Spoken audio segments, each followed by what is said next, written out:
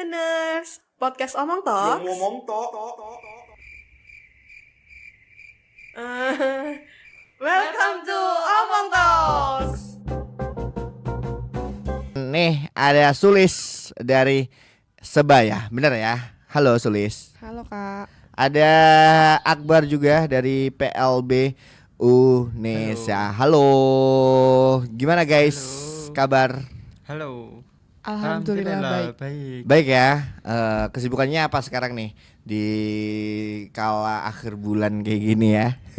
Kalau kamu, Lis, ngapain nih akhir-akhir ini? Kalau aku kesibukannya magang. Oh, lagi magang ya. Betul. Kalau Akbar kesibukannya apa? Kalau saya sih saat ini kesibukannya banyak banget. Kasih. Masih kuliah Oke. internship. Terus mata kuliah dan skripsi, lalu juga ngurus organisasi. Oh gitu. Berarti skripsian juga Akbar ya? Iya. Iya, oke. Berarti harus ngatur waktu banget ya buat apapun gitu ya. Karena mungkin memanage waktu dalam satu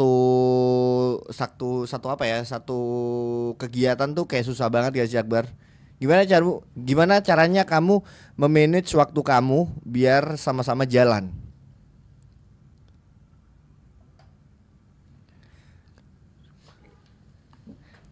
Nah, kita ulang ya.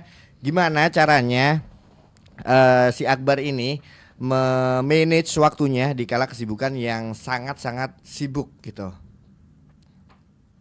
Ya, saya cukup terbiasa untuk mengatur waktu antara jam mata kuliah dan urusan pribadi. Oh gitu. Berarti semuanya udah ada rules-nya ya. Pakai kalimat sederhana Kak. Oh gitu. Berarti udah dibiasain buat apa ya? Udah Ya, sudah dibiasakan. Oh gitu ya. Ya udah. Ini teman-teman, Akbar ini keren banget dan spesial banget. Si Akbar ini dari teman-teman Tuli gitu ya, yang masih semangat sampai sekarang gitu ya. Kita kasih tepuk tangan dulu. Kita ngomongin soal HKSR teman berdua. Nah, aku mau nanya dulu nih, apa sih HKSR ini menurut kamu, menurut kalian gitu? Boleh kamu dulu. Kalau dari aku sendiri, HKSR itu kan kepanjangannya hak kesehatan seksual dan reproduksi. Benar. Yaitu bagaimana hak asasi manusia yang memungkinkan kayak setiap orang itu punya hak terkait reproduksinya, terkait seksualnya. Dia itu yang bisa memastikan dan dia itu yang bisa memiliki kontrol terkait keputusan dan bertanggung jawab atas kesehatannya. Oh gitu. Berarti kontrolnya dari orang ini gitu ya. Iya. Dan mengapa sih hak ini penting untuk setiap individu, baik laki-laki maupun perempuan? Karena HKSR ini kalau semisalkan dilihat dari segi kepentingannya, ketika perempuan misalkan contohnya Benar. itu tuh memilih untuk menjaga reproduksinya, terus habis itu memilih untuk tidak menikah, habis itu memilih untuk menunda kehamilan, itu tuh juga salah satu bentuk hak mereka kayak gitu. Jadinya kalau semisalkan dilihat dari seberapa penting, itu tuh penting untuk supaya teman-teman laki-laki maupun perempuan juga punya hak atas kesehatan reproduksi dan seksualnya sendiri. Berarti kita tuh sebenarnya bisa memilih ya. Betul. Bisa menentukan pilihan sendiri gitu. Betul. Akbar bisa menambahkan mengapa hak hak HKSR gitu ya penting untuk setiap individu, baik laki-laki maupun perempuan?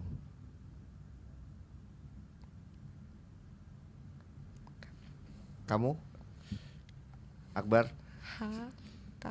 HKSR. Nah, Oke, jadi kesehatan seksual dan reproduksi ini sangat penting. Untuk versi difabel. Ya. Sangat penting terutama bagi teman-teman disabilitas. Seperti yang Mbak Sulis katakan tadi, bahwa itu adalah seperti memberikan kenyamanan bagi setiap individu, tidak terkecuali dengan disabilitas. Salah satu tantangan bagi penyandang disabilitas adalah pelayanan kesehatan dan juga edukasi. berarti dari teman-teman disabilitas juga punya hak ya untuk hal ini ya. Dan apa aja sih resiko jika seseorang tuh tidak memiliki akses informasi yang benar tentang kesehatan reproduksi? Mungkin kalau semisalkan membahas resiko, kalau menurut saya sendiri tuh kalau semisalkan hak ini tidak terpenuhi sama saja dengan ada yang kurang dari individu tersebut. Kayak misalkan tidak ada kebebasan untuk memilih antara menikah, antara hamil atau tidak. Itu nanti kalau misalkan wajib hamil dong semakin banyak. Iya, populasinya ya. Betul, populasinya semakin meningkat kayak gitu. Jadinya kenapa adanya hak HKSR ini untuk setiap manusia itu bisa mengambil keputusan sendiri atas tanggung jawab yang diambil kayak gitu. Iya, kadang-kadang kita di pressure buat kapan nih nggak hamil gitu, Betul. apa segala macam. Itu tuh sebenarnya nggak boleh ya. Ya nggak boleh. Nanti si orang ini ke pressure, akhirnya adalah ya udah apa ya, ngepres dirinya untuk gimana caranya ini cepet-cepet hamil gitu. Betul. Yang akhirnya kesiapan dari mentalnya tuh mungkin belum siap dan ya udah akhirnya nggak siap jadi orang tua aja gitu ya. Betul. Oh gitu. Dan misalkan nih ada di kondisi sebuah keluarga atau sebuah circle gitu ya, yang kayak gitu. Cara untuk cara untuk menghindari pressure kayak gitu tuh kayak gimana? Mungkin kalau dikaitkan dengan teman-teman difabel mungkin ya. Benar. Itu tuh kalau dari aku sendiri itu tuh nanti bakalan berpengaruh, misalkan difabel misalkan dipaksa buat kayak posisi difabel remaja deh, kayak terkait menstruasi ya Kak, lebih lebih bawahnya lagi gitu.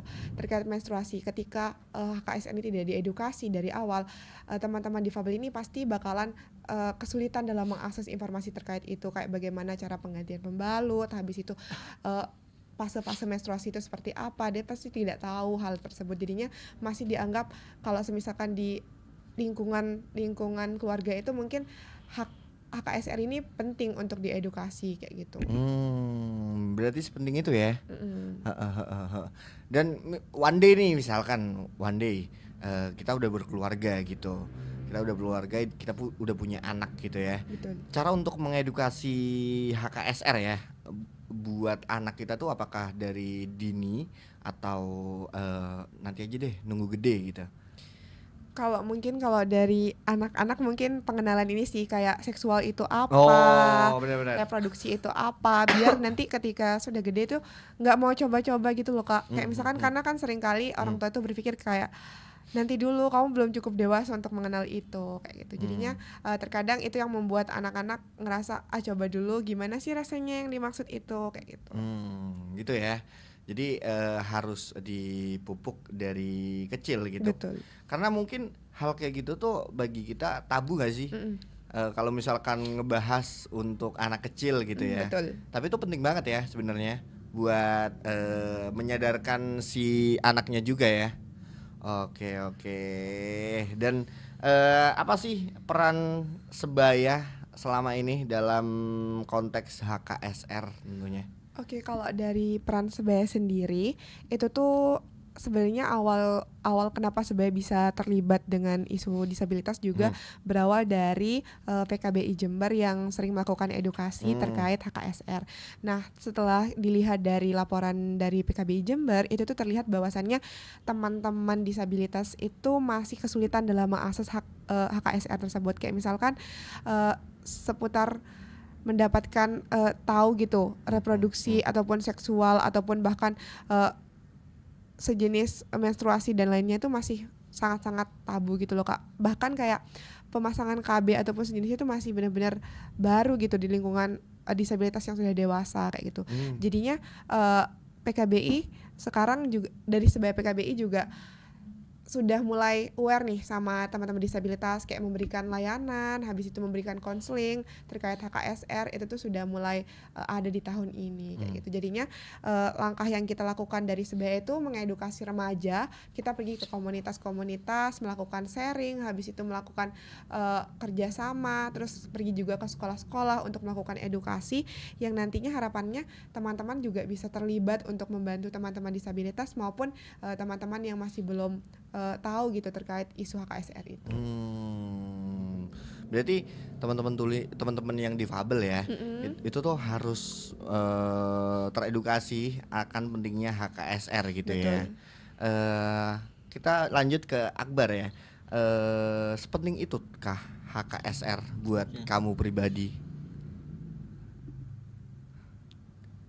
Ini Iya. Sepenting itu kah apa tadi? penting, Iya. sepenting itu. Hak kesehatan seksual dan Oke, reproduksi. jadi menurut saya pribadi Ini HKSR itu sangat penting, apalagi teman-teman disabilitas itu masih kekurangan tentang edukasi dan pemahaman tentang kekerasan seksual terutamanya. Jika mereka kekurangan tentang pemahaman kekerasan seksual akan semakin marah di lingkungan masyarakat. Oleh karena itu menurut saya sangat penting untuk diedukasi. Peran Sebaya sendiri bagaimana nih untuk pengedukasian untuk teman-teman disabilitas? Oke ya, terus kita mengedukasi sesuai dengan aksesibilitasnya. Misalnya bagi teman tuli mungkin bisa mengadakan pelajaran atau edukasi dengan menggunakan juru bahasa isyarat ya. Terutama sekarang ini sudah ada Sebaya yang telah berkegiatan banyak di Surabaya mengedukasi tentang hak kesehatan seksual dan reproduksi. Oke, berarti terbantu sekali ya kehadiran dari Sebaya ini untuk teman-teman disabilitas. Ya, menurut saya sangat terbantu sekali karena bagi saya sendiri mungkin saya baru tahu hanya Sebaya yang menyediakan layanan kesehatan reproduksi terutama untuk penyandang disabilitas. Oke. Aku masih penasaran banget. Aku tadi ngobrol banyak gitu ya sama Akbar. Menurut Akbar sendiri gitu ya, yang kita obrolin tadi mungkin bisa jadi edukasi juga bagi teman Pro 2 gitu ya. Menurut Akbar, titik terendah menurut Akbar soal menjalani hidup tuh ketika gimana sih? Baik, menurut saya titik terendah itu ketika saya tidak mampu untuk menjalankan atau menjadi manusia yang bermanfaat bagi orang lain. Karena selama saya hidup saya selalu berdiskusi untuk kepentingan banyak orang, untuk mencari banyak ilmu dan juga mengimplementasikannya. Jadi karena hambatan tersebut saya merasa seperti sulit aksesnya. Jadi saya merasa tertinggal, itu adalah titik terendah bagi saya. Oke. Dan untuk kuliah sendiri apakah ada kesulitan Akbar gitu, dan kalau misalkan ada apa sih kesulitannya? Baik, saya juga bersyukur bisa kuliah di Universitas Negeri Surabaya yang mendorong tentang aksesibilitas disabilitas. Baik untuk saat kuliah itu, terutama saya kan dari jurusan PLB dan rata-rata teman saya itu sudah memiliki pemahaman tentang disabilitas. Ya, dari mereka cukup membantu bagi saya. Jika ada kesulitan, banyak mahasiswa dan juga volunteer yang membantu. Jadi mungkin menurut saya cukup aman dengan aksesibilitasnya. Oh gitu. Dan untuk teman Sebaya sendiri, treatment untuk teman-teman tuli gimana emang? Ada nggak treat khusus gitu untuk soal hak seksual dan reproduksi? Kebetulan nih Kak, terkait Sebaya itu lagi mengadakan pelatihan klasibi nih Kak. Dan itu tuh sangat terbuka dengan remaja-remaja di Surabaya khususnya. Dan nanti harapannya ketika sudah mengadakan pelatihan ini, teman-teman di Surabaya ini mampu membuat produk yang berbasis media ya Kak. Itu tuh nanti bisa mengedukasi ke SLB ataupun ke tempat-tempat komunitas teman tuli yang nantinya bisa digunakan tuh terkait edukasi HKSR itu. Jadinya kalau dari teman-teman sebaya sedang menyusun itu. Lagi di branding ya. Betul. Oke. Kita balik lagi ke Akbar karena apa ya, teman-teman tuli ini ya kita ngomongnya tantangannya adalah berkomunikasi gitu ya. Dan kalau misalkan ketemu sama teman-teman yang apa ya, kalau baik-baik aja tuh sebutannya apa ya? Kalau misalkan kan difabel, kalau yang baik-baik aja tuh sebutannya apa ya? Normal aja ya. Teman dengar. Oh, teman dengar gitu. Kalau misalkan sama teman dengar gitu ya, hal yang ngebuat kamu ya sedikit insecure lah ya, sedikit merasa kayak enak kali ya kayak mereka gitu. Itu tuh boleh dong diceritain gitu. Ada nggak pengalaman seperti itu? Positif. Gak ngerasa pengalaman komunikasi sama teman dengar itu. Iya, benar. Oke, karena saya selama sekolah baik SD, SMP dan SMA ini kan saya sekolah di sekolah umum dan rata-rata lingkungan saya itu adalah teman-teman non disabilitas. Jadi mereka semua berkomunikasi menggunakan oral. Ini membuat saya kesulitan bagaimana cara memahami bahasa mereka. Tapi ya alhamdulillah ada sebagian teman yang sudah memahami tentang disabilitas saya dan ya saya senang. Biasanya kalau saya tidak paham ditulis atau diketik. Juga ada beberapa teman saya yang sudah mahir menggunakan bahasa isyarat. Saya sangat senang berkomunikasi dengan seseorang yang sudah memahami tentang disabilitas saya. Kalau misalkan udah paham gitu ya, teman dengar yang udah paham, kayaknya bakal enak-enak aja ya. Metodenya apa aja sih kalau misalkan ngobrol gitu, selain pakai mikrofon kayak gini, terus apalagi pakai bahasa isyarat ya, apalagi? Ditulis. Oh, ditulis. Jadi kalau misalkan mau ngomong apa gitu, ditulis dulu, nanti kamu yang baca gitu ya. Iya, betul. Lebih nyaman mana? Ngomong mikrofon kayak gini, ada translate atau yang ditulis? Baik om, setiap individu berbeda-beda ya. Terutama kalau saya yang masih dapat menggunakan oral, saya lebih suka menggunakan translate. Soalnya saya bisa berkomunikasi lebih cepat tanpa menunggu teman saya menulis. Tapi kalau bagi teman tulis sendiri yang terbiasa menggunakan bahasa isyarat, menurut saya mereka lebih nyaman menggunakan catatan atau ditulis. Soalnya kalimatnya lebih mudah dipahami daripada translate yang kurang tepat dalam mentranskripsikannya. Oke. Dan ini kita masuk ke pertanyaan komunitas ya. Apa sih peran komunitas tuli dalam mendukung anggotanya memahami hak seksual dan reproduksi? Baik, saat ini saya aktif di beberapa komunitas. Saya bukan bergabung tapi juga mendirikan beberapa komunitas di Surabaya. Antaranya adalah komunitas Tuli Indonesia, Kita Setara Foundation, dan juga dalam lingkungan PLB Indonesia yaitu HMJ. Jadi peran mereka adalah menjadi jembatan antara informasi dan edukasi tentang hak kesehatan seksual bagi teman-teman disabilitas. Mereka sudah memahami tentang tata cara dan aksesibilitas teman disabilitas. Ini merupakan perkembangan sangat penting untuk menjembatani informasi. Begitu. Oh gitu.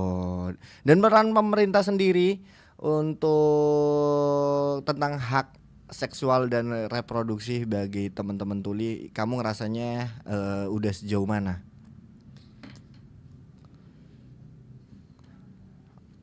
Ulang ya. Peran pemerintah? Baik, saat ini memang pemerintah sudah ada regulasi, tapi implementasinya itu masih lemah. Masih dibutuhkan peningkatan dan juga implementasi yang lebih besar dan luas supaya dapat menjangkau seluruh masyarakat disabilitas di luar sana. Oke. Implementasi yang kayak gimana yang kamu harapkan dari pemerintah gitu ya? Harapkan diharapkan. Oke, Iya.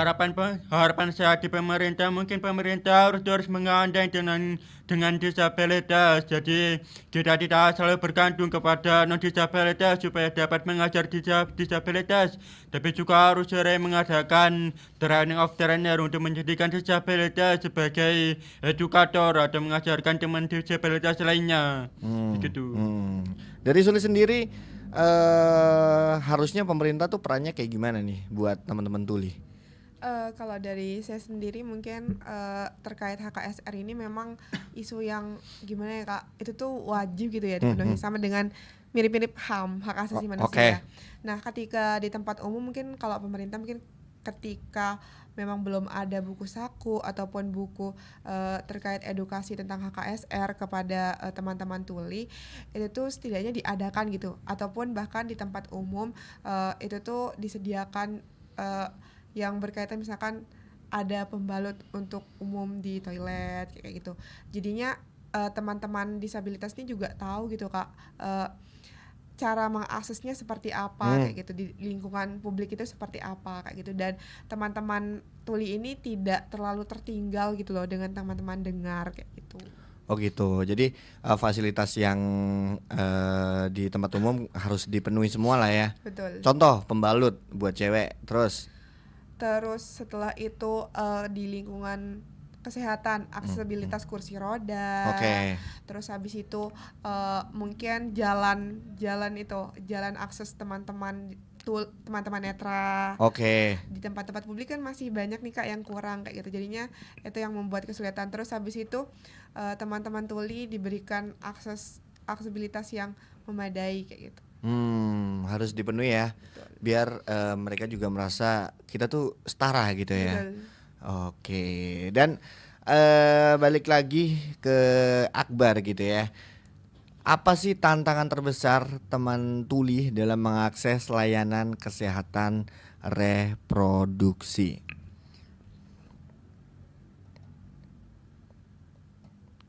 Baik, untuk tantangan terbesar bagi teman tuli dalam mengakses kesehatan reproduksi, yang pertama itu adalah tenaga kesehatan yang masih belum banyak yang bisa berkomunikasi dengan disabilitas. Lalu kita juga masih kekurangan fasilitas yang aksesibel dan masih minim, dan juga proses pelayanan jadi lambat tanpa dukungan komunikasi. Jadi menurut saya fasilitas kesehatan itu harus bisa difasilitasi dengan kebutuhan-kebutuhan teman disabilitas. Misalnya gimana sih supaya disabilitas itu bisa mandiri, bisa menjaga kesehatan reproduksi mereka sendiri tanpa bergantung dengan orang lain. Kuncinya adalah kita harus menyediakan aksesibilitas tersebut. Misalnya menyediakan juru bahasa isyarat di setiap fasilitas kesehatan, dan juga ada media visual yang bisa dapat dibaca oleh teman tuli, mungkin seperti papan pengumuman. Oke. Seperti itu. Dan ketika pengalaman kamu ya ketika berobat akhir-akhir ini gitu, cara kamu berkomunikasi sama at least perawat atau dokternya tuh kayak gimana? Ini tergantung dengan hambatan masing-masing atau individu setiap teman tuli ya. Kalau saya biasanya pakai transkripsi instan, yaitu aplikasi yang mengubah suara ke teks. Namun kadang memang transkripsinya itu masih kurang jelas. Jadi diperlukan pembiasan dan juga pendekatan. Lalu untuk bagi teman tuli ya, menurut saya pengalaman pribadi, saya mendampingi teman-teman tuli di fasilitas kesehatan itu, mereka masih belum mendapatkan aksesibilitas yang memadai. Jadi masih membutuhkan peran orang lain untuk membantu mereka begitu. Kira-kira ada nggak, menurut kamu aja nih ya, kira-kira ada nggak alat atau apa gitu solusi buat kamu biar teman-teman tuli ini komunikasinya sama teman dengar ya itu lebih bisa akurat dan bisa enak gitu? Baik, untuk dalam pandangan teknologi saat ini seharusnya Indonesia harus jauh lebih berkembang dengan teknologi aksesibilitas buat disabilitas. Mungkin ya kita bisa menyediakan aksesibilitas seperti papan digital gitu, papan digital yang dilengkapi dengan juru bahasa isyarat.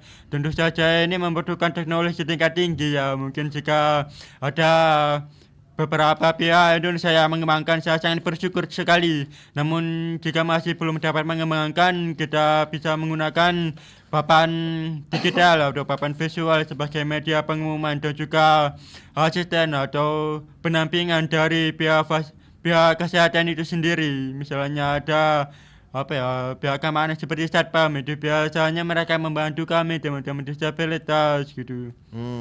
Jadi harusnya Indonesia lebih bisa berkembang ya Akbar, bisa menciptakan sebuah inovasi buat memudahkan teman-teman tuli gitu ya. Nih ada Agustin, nih aku bacain buat Kak Sulis katanya.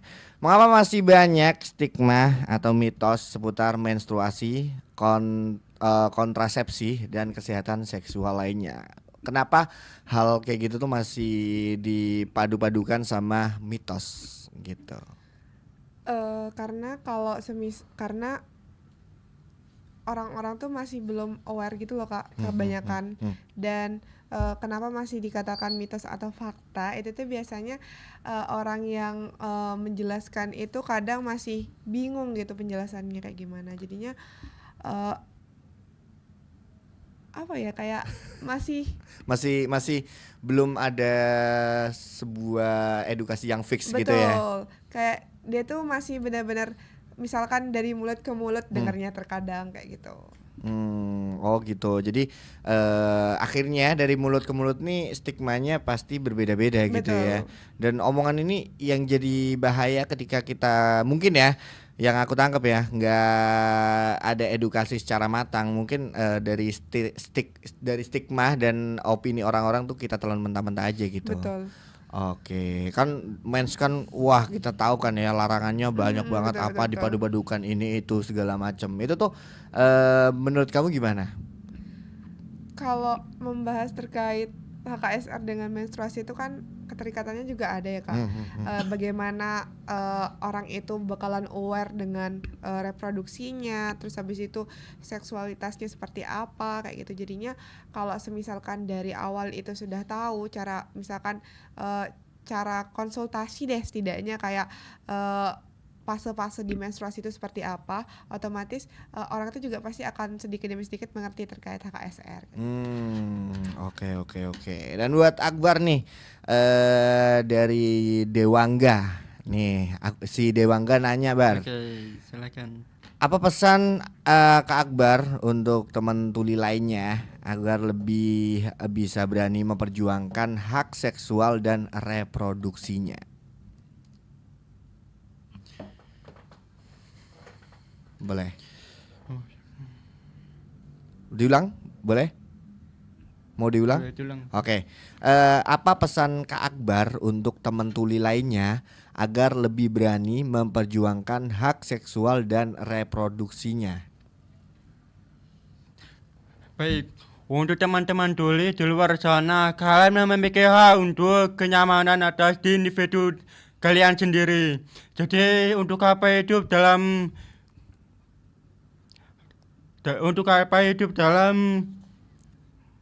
Apa? dalam tikapan kalau kalian tidak mempunyai kebebasan untuk berpendapat, tidak memiliki kebebasan untuk melakukan hal yang kalian membuat kalian bahagia. Jadi di sini tuh banyak banget beberapa Apa? Ya nggak apa-apa. Jadi saat ini Indonesia sedang mengembangkan beberapa badan untuk membantu teman-teman disabilitas dalam menangani kekerasan seksual. Jadi kalian harus mampu mempunyai keberanian untuk terbuka. Kalian mempunyai hak untuk kenyamanan sebagai warga negara. Kalian memiliki hak untuk hidup aman dan nyaman. Oke. Cukup? Aman ya? Cukup. Oke. Hari ini diperingati sebagai hari Bahasa isyarat. Hari Bahasa Isyarat ya. Tanggal 23 September. Betul. Benar Akbar? Tanggal Benar. 23. Nah, di hari yang keren ini, yang bahagia ini, ada nggak yang pengen kamu sampaikan gitu ke ya mungkin ke teman-teman tuli atau ke siapapun gitu ya, teman berdua di hari Baik, sebagai seorang disabilitas tuli, saya ingin menegaskan bahwa bahasa isyarat adalah jembatan komunikasi, bukan sekedar gerakan tangan. Dengan bahasa isyarat kami bisa belajar, bekerja, berkarya, dan berkontribusi penuh di masyarakat. Harapan saya semakin banyak orang yang mau belajar dan menggunakan bahasa isyarat agar dunia ini menjadi ruang yang benar-benar inklusif. Jadi saya mengucapkan selamat Hari Bahasa Isyarat Internasional. Mari kita mewujudkan masyarakat yang setara dan saling memahami. Weh. Terima kasih. Tepuk tangan ya. Terakhir harapan kamu Sulis gitu ya, tentang teman-teman tuli, tentang sebaya, tentang edukasi, tentang pemerintah juga mungkin, tentang aksesnya juga, itu gimana? Harapanku untuk kali ini mungkin teman-teman remaja di luar sana, kita bisa bersama-sama bersinergi untuk mengedukasi terkait HKSR. Setelah itu untuk teman-teman difabel jangan merasa sendiri. Kita bersama-sama untuk saling mengerti walaupun mungkin cara komunikasi kita itu berbeda kayak gitu. Dan ketika teman-teman nanti di luar sana membutuhkan layanan HKSR ataupun akses terkait HKSR, nanti teman-teman juga bisa ke klinik kita di Sebaya dan juga di klinik PKBI Jawa Timur. Kita juga kebetulan lagi menyediakan ruang konsultasi nih Kak terkait inklusivitas bagi teman-teman tuli yang nantinya bisa diakses secara online. Mumpung lagi promosi nih Kak. Benar. Jadinya nanti bisa tuh diakses di websitenya PKBI Jawa Timur /ID. Terus apabila memiliki keluhan kesehatan umum, cash pro mental health atau gizi, itu tuh bisa banget ke klinik kita langsung kayak gitu. Jadinya Instagramnya klinik PKBI Jawa Timur. Itu bisa diakses di sana, teman-teman seluruh kalangan bisa mengakses karena kita juga sangat-sangat terbuka dan sangat-sangat aware dengan isu-isu tersebut. Gitu. Dan habis ini Akbar dulu deh, planningnya bakal ngapain nih? Kan sekarang lagi kuliah, skripsian juga gitu. Habis ini berkegiatannya ngapain? Kegiatan. Baik, untuk kegiatan saya setelah ini mungkin lebih fokus untuk mengerjakan skripsi.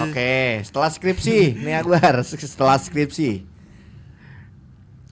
skripsi saya aktif untuk mengembangkan proker-proker komunitas saya. Itu ya yang harus dikembangkan ya. Proker-proker dari komunitas kamu. Benar? Baik, karena komunitas saya kita secara foundation itu lebih mendorong ke pendidikan, sosialisasi, dan pekerjaan bagi teman-teman disabilitas dan juga masyarakat di sana. Jadi saat ini saya aktif mencari banyak mitra untuk berkolaborasi supaya kita secara bisa menjadi jembatan antara ilmu pengetahuan dan juga disabilitas untuk mencapai kesejahteraan mereka. Dan ini merupakan proses yang tidak mudah. Benar. Harus ada hal lebih yang dikeluarkan Akbar ya. Benar ya. Harus effort banget buat mencapai apa yang Akbar pinginkan ya. Betul. Oke. Buat Sulis sendiri, habis ini mau ngapain planningnya? Kalau aku mungkin ini sih, setelah mendengar ceritanya Kak Akbar, mungkin teman-teman sebaya juga punya PR bersama nih Kak untuk membantu teman-teman difabel di sana untuk kita sama-sama mempromosikan nih Kak, mengedukasi terkait HKSR nantinya ke depannya kayak gitu. Sosial media bisa di-share Akbar, kamu dulu? Pribadi? Ya, Instagram. Sulis tan _. Akbar Instagramnya, siapa tahu teman Pro 2 atau teman-teman tuli lainnya mau nanya-nanya, Boleh. mau ngobrol gitu, boleh. Instagramnya. Oke, Instagram saya namanya Fadila Haq. Fad. FADILLAHAKB. Keren. Guys, thank you banget ya udah mau ngobrol-ngobrol di Jaga Malam gitu ya. Ya semoga apapun yang Akbar cita-citakan, yang Sulis cita-citakan, semoga bisa tercapai. Dan buat sebaya PKBI sukses selalu gitu ya, buat Akbar juga, buat Sulis juga gitu ya. Dan semoga fasilitas dan apa yang kita omongin tadi bisa didengar dan dituruti ya oleh kepentingan-kepentingan yang terkait teman Pro 2. Oke, terima kasih Kak. Thank you ya. Iya. Thank you.